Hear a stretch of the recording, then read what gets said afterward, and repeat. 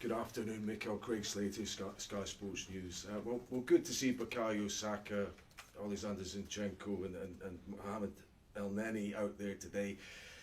Are they all at different stages in terms of their fitness, or potentially could all of them be involved tomorrow or Sunday? They are in different stages. Obviously, Mo had a long-term injury, but he has recovered in a really good way, and he's been training with the team for a week or two now. Alex is just very recent, and he trained just 2 training sessions, and Bukayo just missed 1 or 2, and he was fine today. Okay, so he could be available certainly for tomorrow night if needed. Yeah.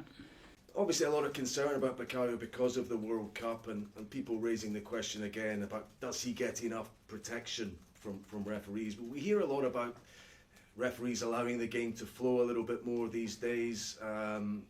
Does that entail possibly 1 or 2 fouls going unpunished, and is it consistent enough in terms of how games are being refereed? I'm sure that the referees have looked at all the incidents, all the fouls, the amount of fouls that our front players are getting, and it's their job to manage that situation in the best possible way. Is it something you might raise with the Premier League? Not here though. Whatever I do, I have to do it with them. Okay. Well, Reece Nelson obviously came on and got a couple of goals, and afterwards he talked about how he understands he has to wait for his opportunities. He has to work to be involved with his Arsenal team in the way it's going at the moment.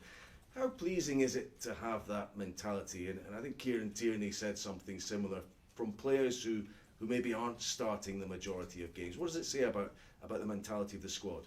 I think it says a lot about the understanding of each one's role in the team, and that changes every single week. You're talking about 2 players that in the past they play matches and somebody was on the bench. It doesn't mean that they don't push. It's absolutely contrary. They've been really pushing and doing their best to play, but at the end we have to make decisions, and they've been really respectful, as we expect all the players to be respectful when they are on the pitch as well. Gabriel Jesus has got another game without scoring. I think you said afterwards there's no real need for any anxiety about that, and no question in your mind he necessarily has to make any adjustments to how he's playing. If he makes 3 assists in a game, I don't think he has to make many adjustments. I would be really happy if he's able to do that every game. Fair enough. Okay, one last one from me. Some Arsenal supporters will be maybe waking up today and reading some reports about you being linked with managing Barcelona at some point in the future. It's obviously where your football journey started off, so maybe there are some emotional ties there. How do you feel about that? Is it flattering for you? Do you make anything of it? No, what I can say, I'm extremely happy and proud to be where I am. I think Barcelona now, they are in a really good path. I think they have a phenomenal coach, a coach that has been an absolutely legend in that club and has lifted the whole place, and I think you have to be very respectful of that. Hi Mikel. Obviously it was during the game last week that you heard about what happened with Pablo Mari. Just in terms of firstly, how is he? You've gone up, down on how he is, and secondly, how concerning is that incident for footballers that you have abroad and at home? Well, first of all, good news, because he's in a really good place, and we know how Pablo reacts to things, and he's been really positive about everything that happened. But there are concerns, obviously, when you talked about some issues that happened in the last few months with footballers, with wives, with families, not only in the UK but all across Europe. I think we need to raise our voices, and we need to do something about it, because it's not what we want. We need to feel safe, and everybody deserves to feel safe, and we need to do something about that. Under 4 weeks now till the World Cup starts, everybody who supports England will be worried about your players like Bukayo Saka when they come off injured. I know your concern is mainly about Arsenal, not about England, but as the World Cup, as we go into your last 4 games before the World Cup, do you feel any kind of responsibility at all trying to protect these players? Every day I feel responsibility to protect them, to guide them, to get the best out of them. But we are playing for Arsenal at the moment, and that's what they have to focus on. And when they play for England or the national teams, they have to focus on the national team and not in England. And this is what we have to do. Have you noticed any of them thinking more about the World Cup as it becomes? No, and I don't want to notice any of that. Fair enough. obviously it's important to top the group because it means you miss out on a round. So tomorrow night, I take it you're going to try and field a very strong team, at least to get the job done, maybe by half time or by an hour before resting players. I don't approach games like saying in half an hour, 45 minutes we get the results that we want, but certainly we'll have a really competitive team out there, and we know that we missed the chance in Holland last week, and that's the last opportunity that we have to achieve our goal. Finally, Pep Guardiola's been saying that Manchester City might try and organise some friendly matches during the World Cup, just so that the players that are left here and don't go to the World Cup still get some proper sort of match action game time. Would you be supportive of that if Arsenal maybe having a couple of friendly matches during the World Cup? Yeah, we will have some friendly matches for sure. We are arranging them. We need to, because we're going to have 10, 11, 12 players here, and they need to have that competition.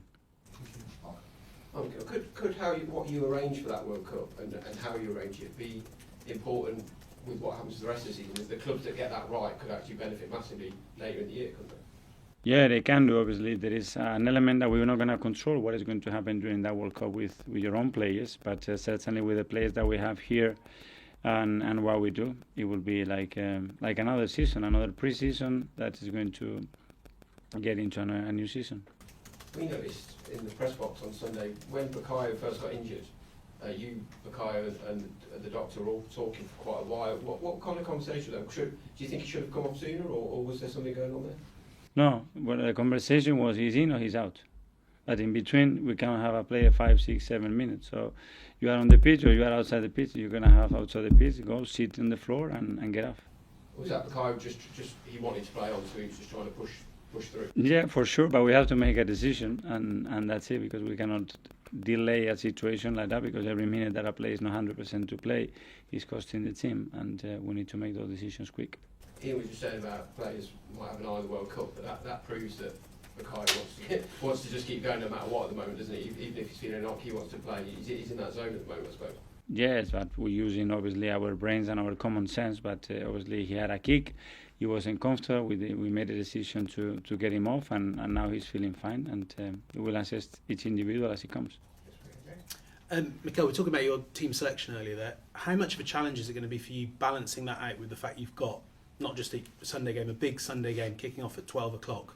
Does that mean, is that even more of a challenge for you?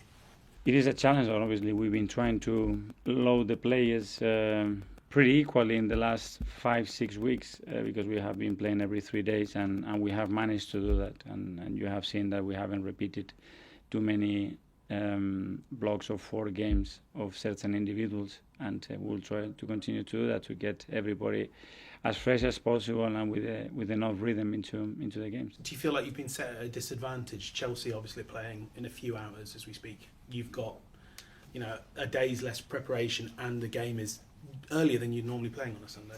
But we know that, and playing in the Europa League, you know that this could be an issue, and that's it. It's a very early kickoff, which is a little bit unusual when you play on Thursday nights, but it's what we have. And just finally, could I ask you, how are you going to watch the World Cup? Are you going to go out there? Are you going to be hiding behind your sofa at any time one of your players is playing for fear of getting an injury? Well, we'll be together. We'll be having another pre-season, and for a long period we're going to be away from London, so we'll be together, so we'll be supporting our players. Finally, the last section. Yeah, Mohamed El Neni's been out for a long time. I've seen coming back as a big boost, but specifically the link to Sambi Lokonga, who's covered when you've rotated Thomas Partey out of the team. Has that been a frustration, considering Lokonga played in a slightly more advanced role during pre-season, and he's not been able to show those qualities further up the field with Mohamed El Neni being out? Yes, but that situation arises because we had Thomas out and then Mo out, and we have to adapt the position of Sam because he's our most natural player to do so, and with Mo coming back, now we have another position open.